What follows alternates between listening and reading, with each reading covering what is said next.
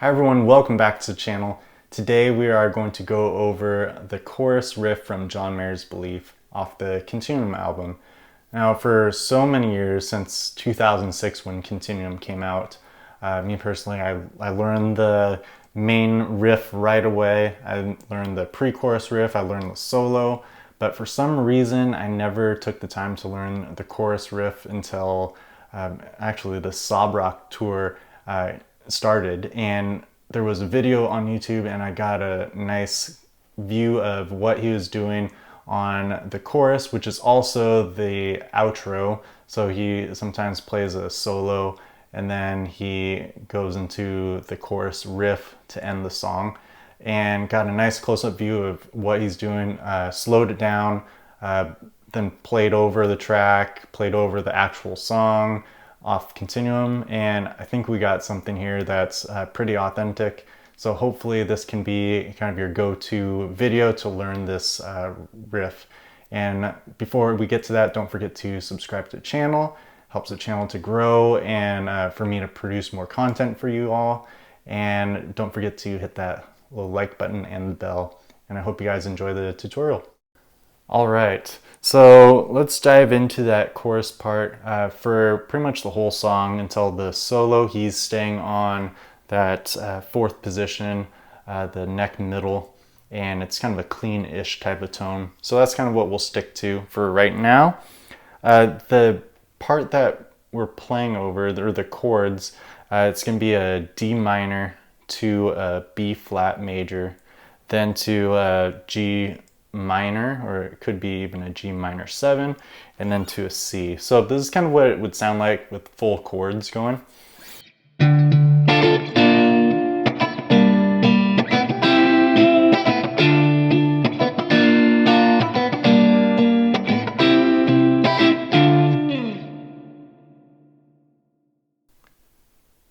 So harmonically, it'll give you a little bit of context for what he is trying to do. He's breaking up the chords into intervals of a sixth. So the first one, it's over the D minor, and he is basically just hitting that D note on the low E string. So it's just two hits, kind of like this. And then for this part in particular, he does a picking pattern, and it's going to look something like this.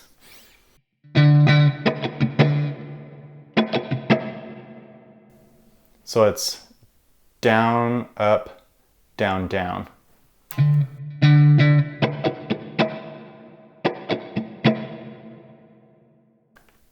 So down, up, down, down. That's always after you're hitting that root note. So that's the kind of the strumming pattern, if you will. And I feel like this gives you the most bounce just to keep it going. So we hit that D, and then right away after that strumming motion, we're going to slide from this A on the low A string, and we're going to slide from the A to the B flat right up here, and then hit the F right here on the 10th fret. So it's going to look something like this.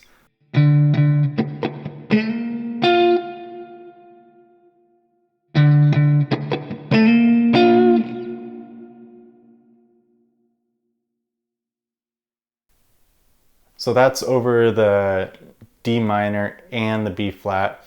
And then we fall into the G minor, and we're gonna break up the chord again, and we're gonna hit the G note on the A string. So that's on the 10th fret. And then we're gonna hit this E right here on the 9th fret. So it's gonna sound like this.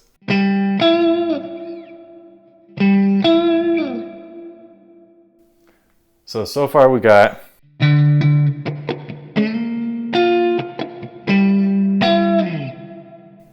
And I forgot to mention, after you do that slide from the A to the B flat and you hit that F right here, you do that strum pattern again. So we got.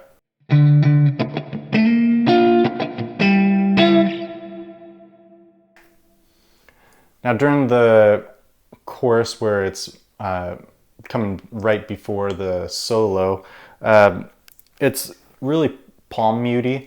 You can't really hear much of it in a band context, but something he does in the outro when he kicks on some overdrive and has his lead tone going, he definitely wiggles the G right here. It just gives a little something extra. We'll play through that in a little bit. So we got this part right here.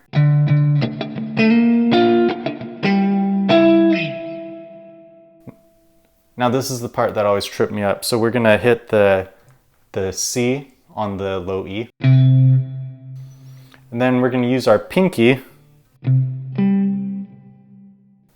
to hit this G right here. And then we're gonna skip to the D right here, which is on the G, with the G string. So it's gonna be,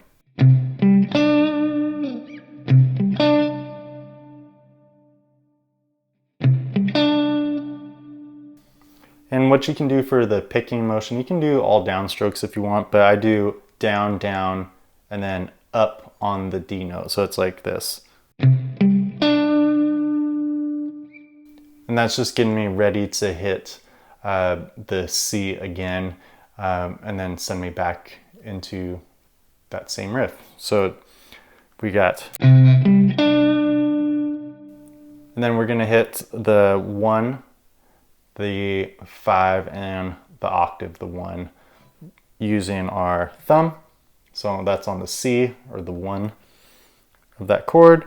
And then pinky is gonna kind of bar the G, and then we have the C.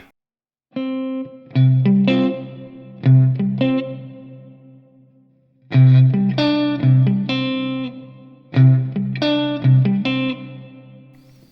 I'm doing the same thing, down, down, up, because then that's going to lead me into the D minor part. So I'll go ahead and play the whole thing slow, and then maybe we'll kick on some overdrive just to show you what he might do in the outro.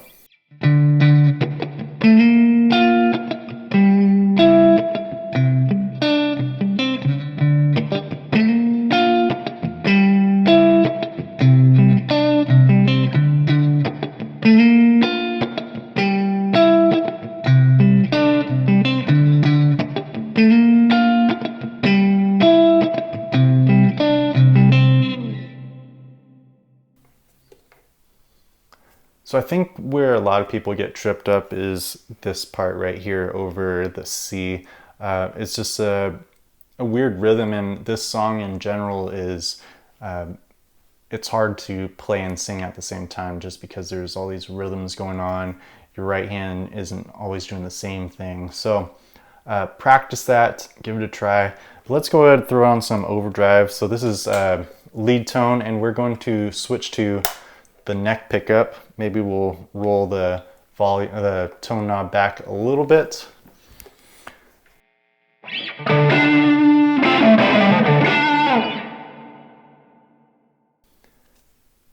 So the outro, he sings the last chorus, and sometimes he plays a solo, and then he goes into the chorus riff, and that kind of signals the band when he's gonna end the song.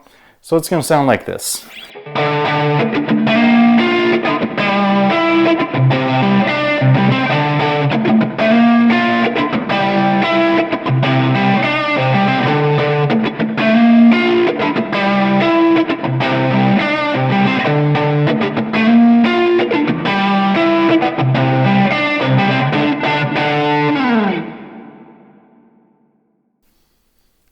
Now, a couple key parts.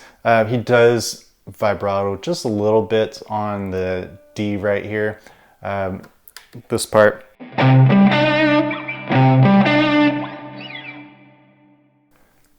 So really try and work on that part into the riff, and then to end it, he does the hits on the octave for the D minor. So just the Ds, and he goes.